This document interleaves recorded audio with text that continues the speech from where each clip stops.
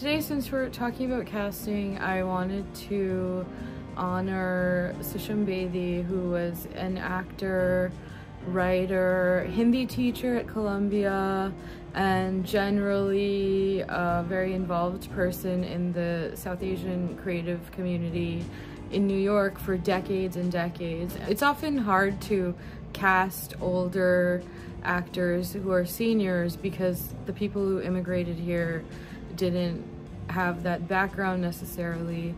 But she was one of the prominent people who was in several films like The Big Sick, for example, and, you know, stage plays. And her own daughter, Purva Bedi, is a famous actor, also was a big creative community in New York. I first met Susham over 20 years ago when I had just graduated from Oberlin.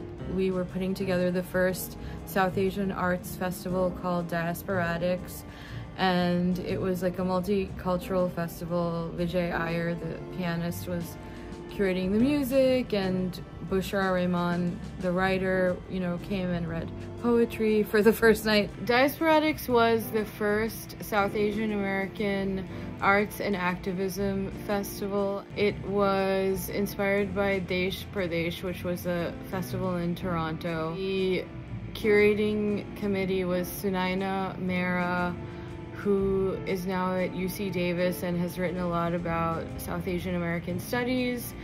Deepa Purohit, who's now an acclaimed playwright. Sharmila Desai, who is a yogi and dancer. Naresh Fernandez, who is a journalist who went on to launch Time Out in India. Natasha Singh, who is a poet and professor. Madhu Kaza, who is a visual artist. Mohan Sikka, who is a writer and a consultant for NGOs.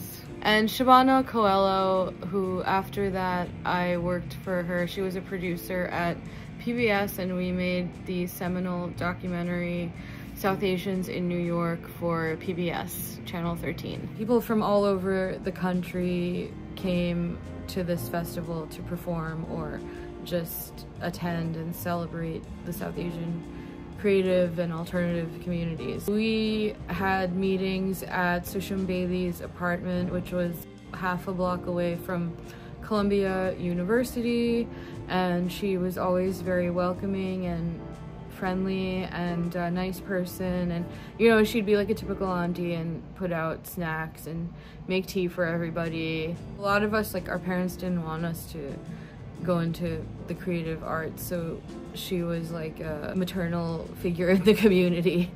And you'll find it's hard to do casting for the senior age group, which is why Aziz Ansari cast his own parents, for example, or you have to get people from India or from the Pakistani soap operas who have name recognition. I decided to cast Susham because she looked like she could be Mithu's mother, and they had worked on some projects together also, and she was really funny. People around the world really laughed at all of her performances and jokes, and sometimes we were shooting very late nights until 3 and 4 in the morning, you know, which is hard for some seniors, but she always was really with it and remembered her lines and everything.